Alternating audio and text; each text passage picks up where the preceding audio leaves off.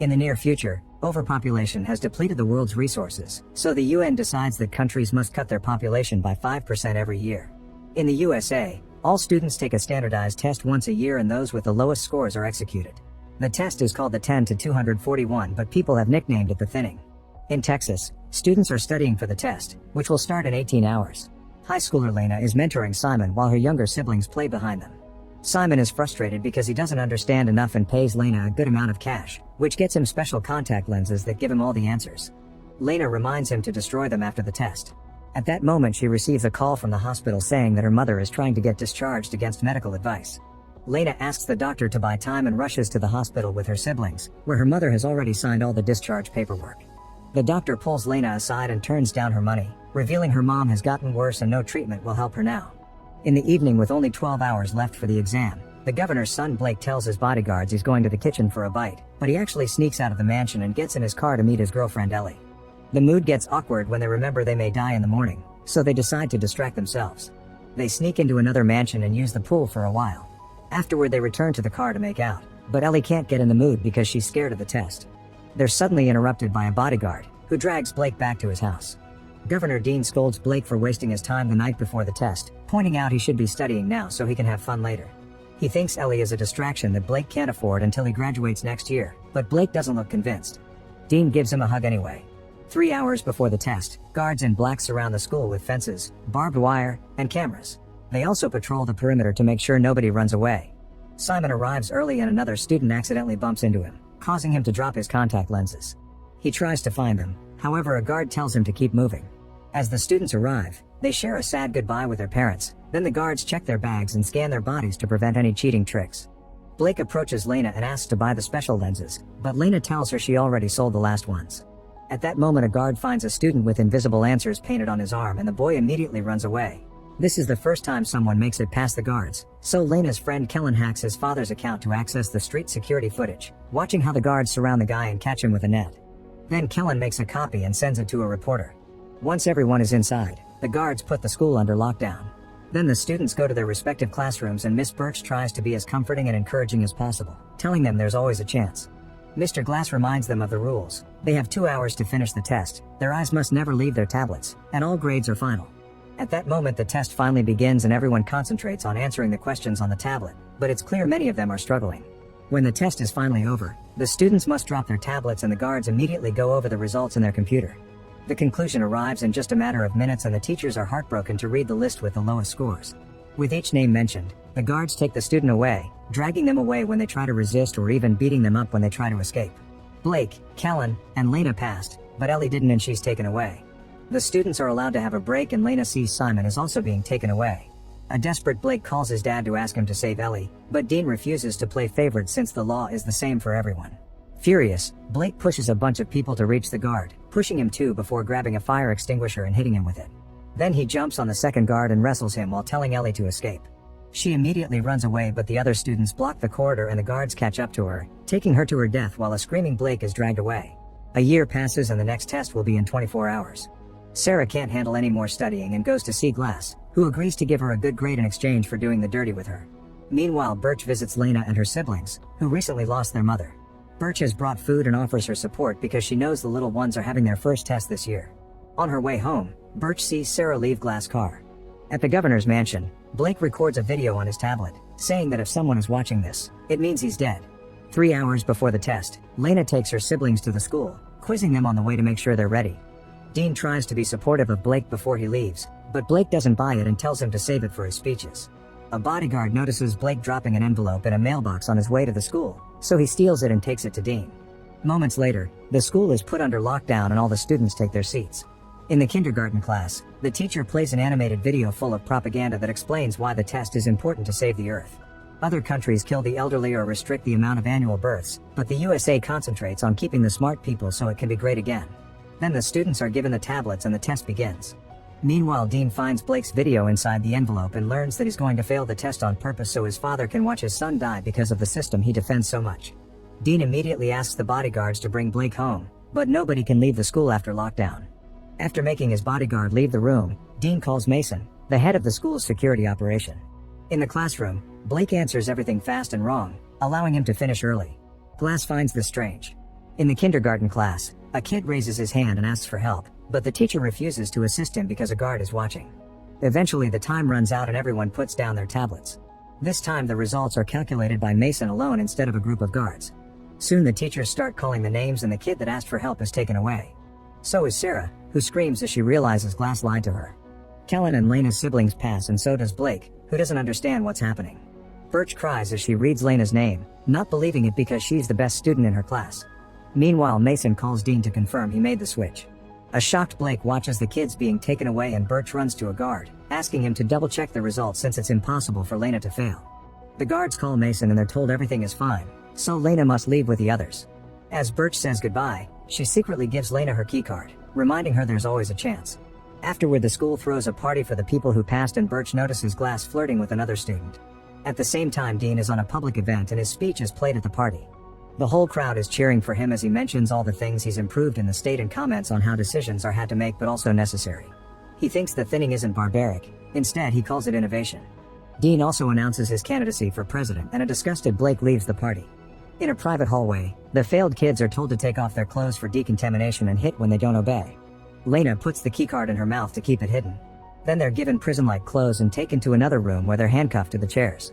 Nearby, Blake reaches the corridor and pretends to feel very sick. When a guard checks on him, Blake jumps on the man and knocks him out with his own weapon. At the same time, Kellen gets into his father's account again and watches the failed students on the security camera, but it's too painful and looks away. After hiding the unconscious body, Blake waits for Mason to leave the control room and he sneaks inside. He tries to use the computer but it asks for a password. As the guards get ready to inject the students, Blake shuts down the power in the whole building by messing with the power box while Mason finds the unconscious guard. The electronic handcuffs begin to fail and the students try to escape, letting chaos take over the room.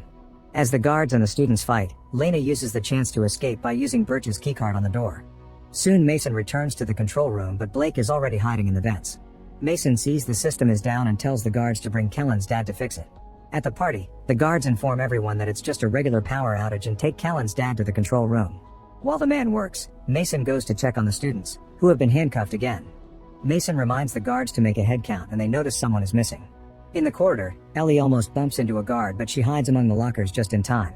Then she tries opening another door with the keycard, however it's stuck. At that moment the guard finds her, so Ellie uses the darkness to pretend she's Birch. As soon as the guard turns around, Ellie jumps on him and tries to fight him, but the guard overpowers her and starts kicking her. Suddenly Blake shows up and takes over the fight, using the element of surprise to knock the guard out. Afterward Blake admits he failed on purpose and Lena realizes something is off with all the results. Blake then activates the alarm to send all the guards to the corridor while he and Lena hide in the vents. Mason announces the school will stay in lockdown until they find Lena, not caring about the fact the kids are supposed to be reuniting with their parents by now. In the vents, Blake judges Lena for selling the lenses to the desperate kids because he sees it as taking advantage of their fear. Lena has to explain she only did it to pay for her mother's treatments, and Blake immediately apologizes. She also admits that she used to have a crush on Blake. At the governor's home, a reporter asks Dean about the prolonged shutdown at the school, which Dean didn't know about. He pretends everything is under control and after the interview he checks the news to discover Kellen's reporter friend is outside the school. She's covering the crisis and interviewing parents who are worried about their kids' fate. Meanwhile Mason makes all the teachers prove they still have their keycards. When he's about to check Birch, he's interrupted by a call from Dean, who furiously yells at him to solve the problem quickly. Back to Blake and Lena, they continue to move through the vents when suddenly the surface breaks and Blake falls through, landing in the pool. Lena immediately jumps in and swims quickly to rescue Blake, who is unconscious. Fortunately Lena knows CPR and manages to wake him up. Then they head to the lockers and turn around while they change into dry clothes. Lena finds another vent so they can keep going. At the party, some students try to leave only for the guards to beat them up, so Kellen starts recording and sends it to the reporter. Minutes later, Lena and Blake reach the corridor outside the server room and the keycard falls from Lena's pocket. The guards hear a noise so Blake immediately covers Lena's mouth and they wait for the men to pass by. Thankfully because of the darkness they don't see the key. Next the duo goes to the science classroom, and this time the noise they make as they descend is definitely heard by a guard. Putting a few objects together, Lena makes a magnet rod to fish for the key. At that moment the guard arrives and starts pounding on the locked door, so Blake sends Lena back into the vents while he stays as a distraction. Blake tries hiding behind the desks, but the guard bursts in and quickly finds him. Soon only one of them is unconscious on the ground. In the vent, Lena waits for the guards to move and lowers the magnet. She manages to catch the key and raises it, only for a guard to suddenly grab it. However, he also lets go of it and Lena realizes this is Blake, who stole the uniform from the guard he knocked out. Meanwhile, the guard from the previous fight tells Simon there are two teenagers on the loose and one of them used the name Birch. In another room, the teachers are still waiting. Birch pretends to flirt with Glass and steals his keycard. When Mason comes to check on her, Birch presents Glass' keycard as her own. The guards notice Glass is missing his key and he gets detained while the other teachers are finally allowed to leave. Mason starts beating Glass up as he asks where to find the escaping teens. Back to Lena, she takes the vents to the server room and tries using the computer, but the test program asks for Mason's password. She sends a message to Kellen, asking for help. At that moment, Kellen's dad finishes his repairs and the power comes back. Kellen gets Wi-Fi and receives Lena's message, so he replies with a video of Mason using his password earlier. Lena copies it and accesses the test system, first checking on her siblings to confirm they passed. Then she checks her own results and sees she got a 98% but still failed while Blake passed with 15%. The same happened with Ellie, who failed with a score of 88%. It seems Dean has been messing with the test results for a while. Speaking of Dean, he appears on a press conference and claims that Lena killed two guards after failing the test, but the guards are working hard to keep everyone safe. At the same time, Kellen sends his reporter friend the video of the guard beating up the students that try to leave, which immediately gets played on national TV. Lena guesses this is Kellen's doing and sends him some screenshots of the manipulated test results. Sadly, Mason finally sees her on the security cameras and raises the alarm, so she starts running. Mason and his guards quickly surround her and she tries to say she is proof she actually passed, but she gets arrested anyway. Meanwhile, Blake finds the room with the students and pretends he has orders to move them. The other guards find it strange since they weren't informed, so Blake has no choice but to trigger a fight. He barely manages to throw some punches before the guards surround him and overpower him too. At the party, Kellen receives the screenshots and he sends them to the reporter, who immediately appears live on TV to announce her discovery. She comments on how suspicious it is that a politician's son got a benefit from this, and at the mansion Dean's team panics. They think he should shut the mission down and let Lena go, but Dean says he has one final move. Soon Lena is handcuffed with the rest of the failed kids and the guards get the injections ready. Mason calls Dean to ask for authorization to proceed, but Dean stops him, saying that the list needs to be revised. The students that actually passed the exams are released and Lena runs to kiss Blake, who is tied up. Some guards drag her away while others go to the party to bring the students that actually failed the exam. This includes Blake, who is also handcuffed with the others. One by one, the students get a mysterious injection and they pass out. Now the school is finally opened and the parents reunite with their children. Lena runs to meet with her siblings, who have been watched over by the teacher. The parents that don't get their kids back have a breakdown on the spot. Soon Dean appears on TV again and pretends Mason was behind everything. He puts up a sad act about his love for his dead son, still clarifying not even him is above the law. Sometime later, a truck arrives at an illegal tech factory. To Blake's shock, he wakes up alive and well because the injection had only been a sedative. The other students are also alive and when they look around, they discover failed students from previous years working at the factory. Blake gets another shock when he sees a very alive Ellie. Make sure to subscribe and turn on notifications so you can watch more videos like this. Thanks for watching.